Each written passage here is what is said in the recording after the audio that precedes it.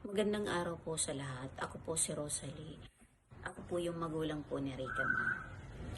Um, Nag-enroll po kami sa Natural Minds dahil po kagustuhan ko po bilang magulang na matulungan din po ang anak ko. Si Rica po ay delay po siya. So, siya po ngayon, ang edad niya ay 8, pero ang kanya pong mga nalalaman, naggagawa po ay parang nasa 4, 5 lang na bata. So sa madaling salita po, yung mga nagagawa po ngayon ng mga 8 taon, 7 taon, hindi pa niya po yun nagagawa. Lalong-lalo na po mga gawaing school.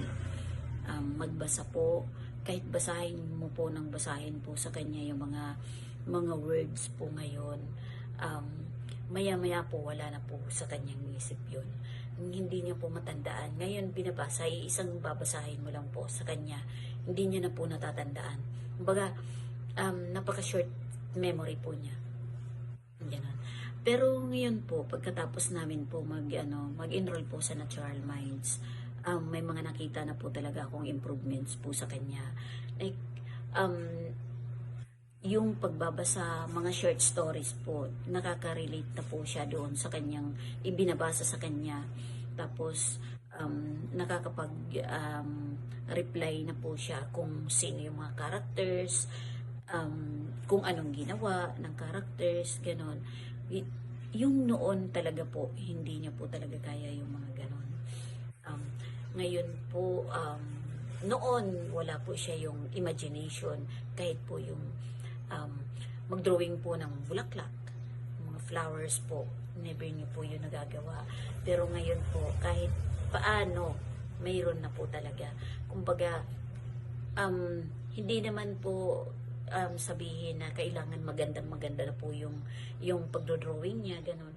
Pero po, at least meron. Bilang ako magulang po, masaya na po ako na may improvements po ang anak ko.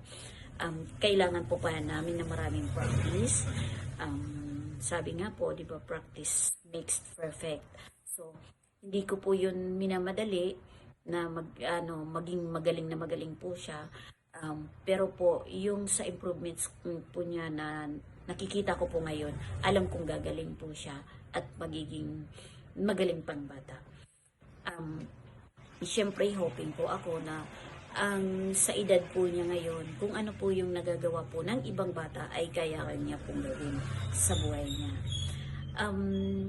I-recommend ko po bilang magulang po, nire-recommend ko po rin sa inyo, sa ibang mga magulang, na itry niyo po ang Natural Minds po, yung sa midbrain activation po. Yun lamang po.